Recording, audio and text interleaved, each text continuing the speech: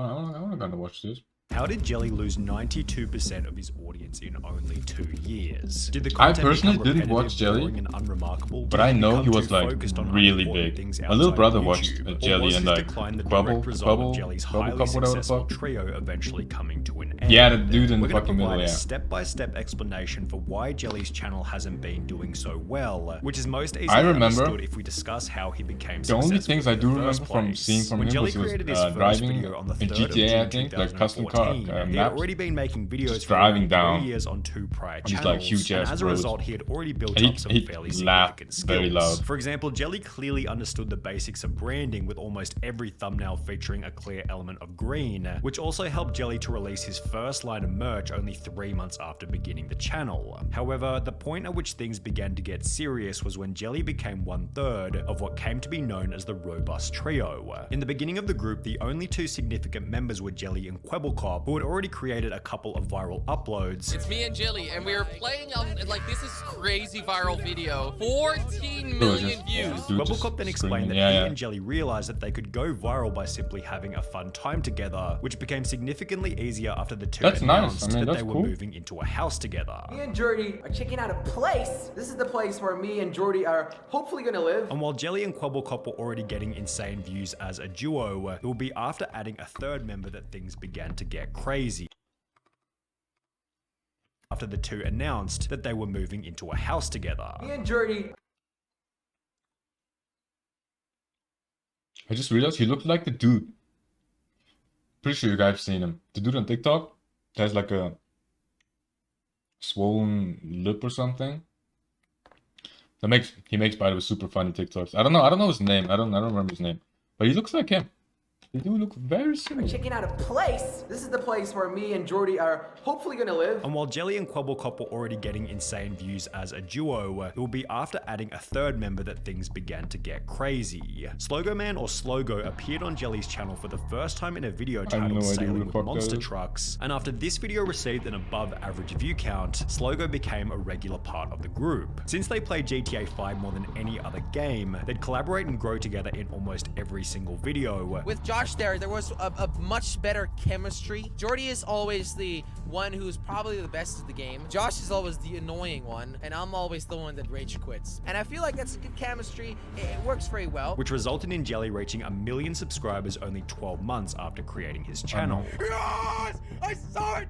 I saw it, baby! Meanwhile, Jelly, Quebblecop, and Slogo were becoming closer and closer friends every single day. And in the meantime, just having banter, just roasting each other, and we were very close friends. Like, we spoke to each other every day, you know, we were there for each other every day. We knew everything about each other. Wait, It so was drama just so happened. much flipping fun. With the fun nature of the content helping them to innovate into making real-life videos. We can do videos together in real life, and people like that even more. This one is 23.5 million views. As mentioned by Quebblecop, some of their real-life videos performed unbelievably well, such as this simple 5-minute Q&A on Slogo's channel, which to this day has received over 17 million views. Over on Jelly's channel, almost every vlog he'd post was equally popular, and as a result, Jelly passed 5 million subscribers only a year after hitting 1 million.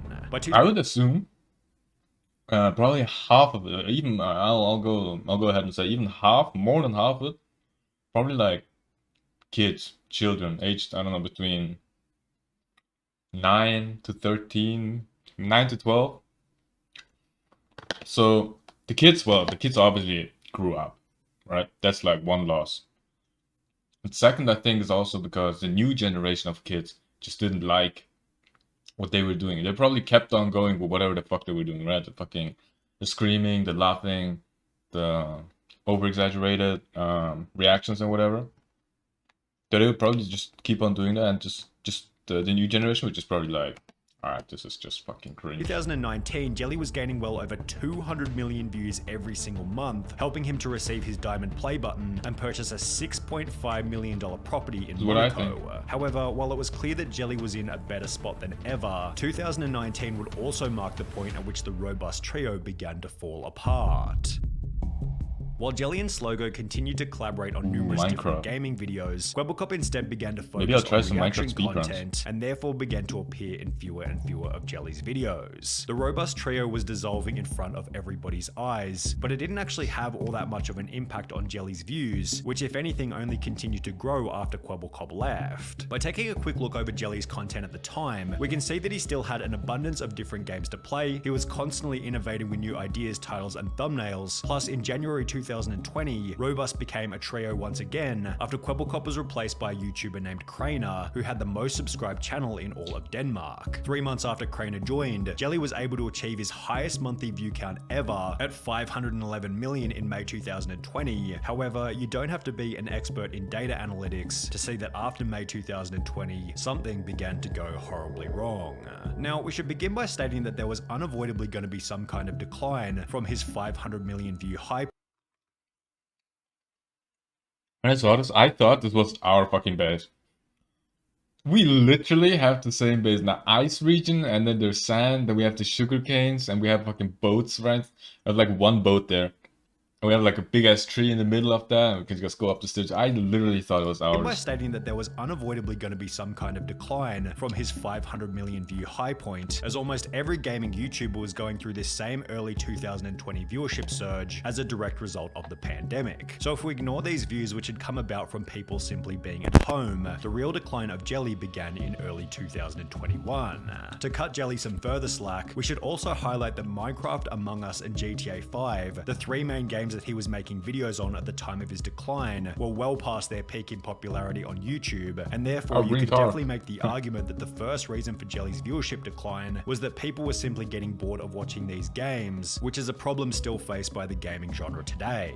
There haven't been any hugely popular game releases after Among Us in February 2021, which was basically the same month where Jelly's views began to decline. Therefore, the most popular games that Jelly can play are Roblox, Among Us, Minecraft, and GTA 5, all of which are years beyond their peak in popularity. Jelly has clearly noticed this problem himself, judging from one of his tweets reading, "Can GTA 6 just be released already?" with a possible motive for this being that Jelly is tired of playing the same old games on his channel. This might also provide an explanation for why Jelly's content has become a lot more repetitive and far less innovative. Back when his views were exploding in 2019, Jelly was pushing the absolute limits in terms of ideas, thumbnails, and titles, which as mentioned previously, was aided by the abundance of different popular games. These days, however, it feels as though Jelly isn't pushing these boundaries in the same kind of way. The ideas, thumbnails, and titles feel almost identical to where they were 3 years ago, but they're now being applied to less popular games. Then there's the problem of the content itself, which in all honesty just doesn't feel like there's that much effort going into it. Sure, the editing on each video is fantastic, but they give off the vibe that Jelly's just played some random game for 30 minutes, sent the footage off to his editor, and taken the rest of the day off. Now, I'm sure that this certainly isn't the case, but for some inexplicable reason, Jelly gives off the vibe that he isn't as committed to the content as he used to be, which is an absolute necessity for the growth of a channel. It's no coincidence that a creator like Mr. Beast is constantly going out of his way to reiterate that he wants to be doing YouTube for at least another decade. He's signaling to the audience that he's in it for the long run, and he knows that as soon as you stop committing to your YouTube channel, the audience will as well. Meanwhile, Jelly does the opposite to this by stating that he sees his own channel as being dead.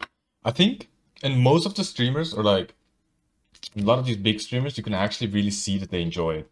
Like,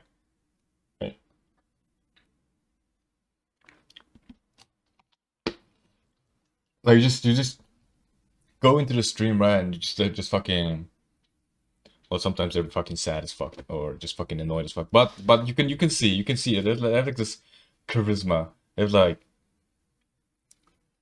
it's a thing you can feel, but you can't see. It's like. I'm not on this list. That's a good guy. Where on this list do I belong? I'd consider myself pretty dead. Hey, I consider myself to be in the dead category as well, all right? Which obviously I am. And to make things even harder for himself, Jelly makes it very obvious that he's distracted by unnecessary things from outside of his channel. Now, we're going to make a point that's somewhat similar to the one made in the Kwebbelkop video, being the foolishness behind sharing a luxury lifestyle to social media, although we're going to approach it from a slightly different angle, because if anything, it's worse in the case of Jelly, as he's so obviously distracted by ego-related. What the fuck is wrong with his car? That's not supposed to be like that, is it? But this shit looks scuffed. Look at this. This is dirty as... What the fuck is going on? Dude, if I had a car like this, me personally, I don't know if I would have like fucking let it go this. Purchases. In early I 2021, don't know, during the dirty as fuck. same time period where his views began to decline rapidly, Jelly announced that he'd purchased a $10 million boat. At the start of this summer, I actually ended up buying myself a nice boat. In the very same video, Jelly explains that he's also purchased a green Lamborghini Huracan I also bought a Lamborghini. to go with his already existing Lamborghini Urus, and in September 2022, I don't know, I think Jelly Lamborghinis are posted very another video overrated, but that's explaining just that he's me. bought an Also, I don't abandoned have the money to mansion, buy which one, looked so as maybe though I it don't know. needed a fair bit of work and a lot of time away from being committed to YouTube. It's a bit of a mess. I didn't make the mess, okay? I just bought it like this. So why is this a problem? I see so many business people get burned, and what they do is they start making some money, and then their lifestyle just creeps and it grows into this massive hungry beast. Did he say then that? Consumes them. And what you've got to be very careful with is you can't let the byproducts of your thing distract you from your thing. This is a Sam principle that someone like Ovens. Mr. Beast understands perfectly. He's always voicing his disdain for luxury and anything that removes the focus from the growth of his channel. On the other end of the spectrum, you have someone like Jelly, who seems to be searching for distractions, and it's clearly having an impact on his ability to produce top quality content. For example, in July 2022, Jelly uploaded a video titled "This Isn't Working Out," in which it explained that after many years, he was no longer able to produce 2 videos per day, and was instead going to start releasing just one. Starting now. That's still crazy I though. am gonna One video a day. posting 2 videos a day. This was justified by Jelly stating that the quality I mean, of each obviously, video yeah. I should mean, obviously, he increase. probably has like Fine, editors and stuff, so maybe quantity it's not should as crazy. up the quality. At least that's my goal. If I can spend more time on a video, that video will turn out better. Although the quality didn't actually change much after posting this, meaning that Jelly was simply So uploading half as often as before, with minimal change to the substance of the videos. Then there was the collapse of the robust trio, but for the second time. We're not gonna talk We about mentioned that. earlier that Quebblecop, who had close to 15 million subscribers, left the trio in 2019, but was instead replaced by Denmark's most subscribed YouTuber called Craner. Well, Craner continued to play with Jelly and Slogo for roughly 2 years. However, like Quebblecop, he also began to appear in fewer and fewer videos. In May of Why? 2022, fans noticed that Jelly and Slogo had removed any mention of Craner in their video descriptions, leading everybody to believe that Craner had been kicked from the trio. Well, 4 months later, Craner would take to his YouTube community tab to make the following announcement. Too many theories out there about why I'm not recording with the guys anymore, and I thought although I always like to keep private, why not just address it so people don't get the wrong idea. Jelly and Josh are great people and I wish them the best. Last year and also somewhat You start off with this sentence: "This and this guy are a great person, and I wish him the best." You know shit's about to go down. You know something is wrong. You know. into 2022 was the toughest time I've gone through. I lost my dad, came out of Okay, a long wait, sorry. relationship with my Never mind. ex-wife around the same time too. As most of you know, this resulted in me not recording for weeks or a month at a time. The guys were very understanding and sweet. However, no drama happened. I didn't use them to garner attention then leave. And for people Okay, alright, saying no, I just okay, use them alright, for I'm sorry. views, wouldn't it make a lot more sense to stay recording with 2 of the biggest creators on the platform? I think so. I wanted to change and I wanted to do my own thing for once. This post not only confirmed the end of the trio, which had made Jelly so successful in the first place, but it also felt like the death of innovation and authenticity on Jelly's channel. The robust trio represented a time when Jelly seemed passionate about making videos, as is highlighted in old comments such as, "I enjoyed it more when they were actually having fun, instead of just acting for family friendly." However, while this comment represents the tragic decline of a much-loved content creator, it simultaneously shows just how Which proves, well, kinda, another thing.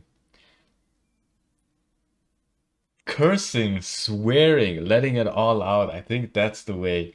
You can't be. I mean, obviously, okay, sure, if you like, if you have something, you know, like if your content is something like that, right? But I don't know. I need to curse. I need to let it the fuck out. Like, you know, I just can't. That's just me. how much of an impact these 3 legends had on the content creation sphere and the lives of I think it's millions. like a bomb. Like you're just stressing yourself out about not cursing. You're like,